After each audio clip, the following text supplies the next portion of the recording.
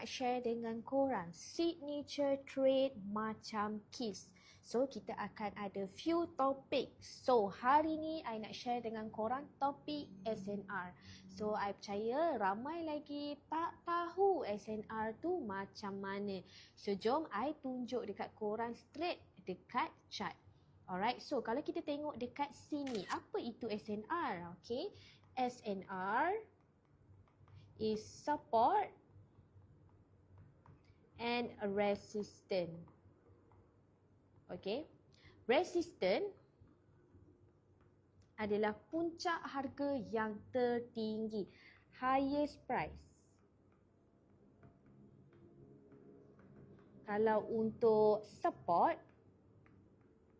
lowest price. Kalau kita nak membeli, obviously kita akan beli dengan harga yang termurah, which is harga lantai. Okay, and untuk kita menjual pula, of course kita nak jual dengan harga yang puncak. Okay, so dekat mana harga puncak dekat dalam market? So basically support and resistance ni dekat semua time frame ada. Alright, so kalau kita tengok dekat sini, ini adalah resistance, ini resistance, ini resistance, ini resistance, ini pun resistance, ini pun resistance.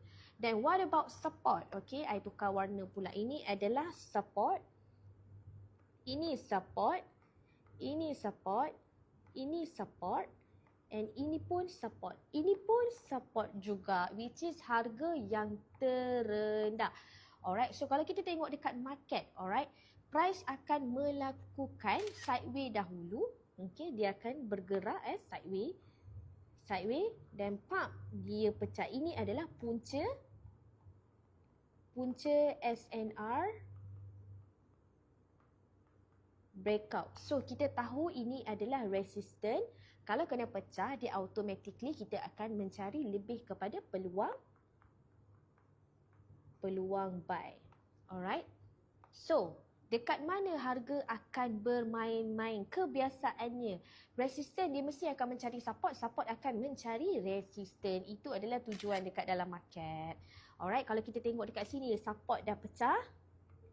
Support pecah, dia akan turun mencari next support. So kalau resistance pecah dekat sini, dia akan mencari next resistance. Sinilah akan mencari resistance dia sampailah dia berjumpa next resistance juga. Alright, so dekat dalam market ni memang korang akan nampak banyak support and resistance. Okay, tapi korang kena tahu KISS hanya pakai support and resistance yang berbentuk tajam. Okay, support and resistance yang valid adalah berbentuk tajam. Support berbentuk V tajam, and then resistance akan berbentuk A tajam. So dekat sini, ini adalah signature I akan cari, dia mark as a valid support and resistance. Ini adalah resistance valid.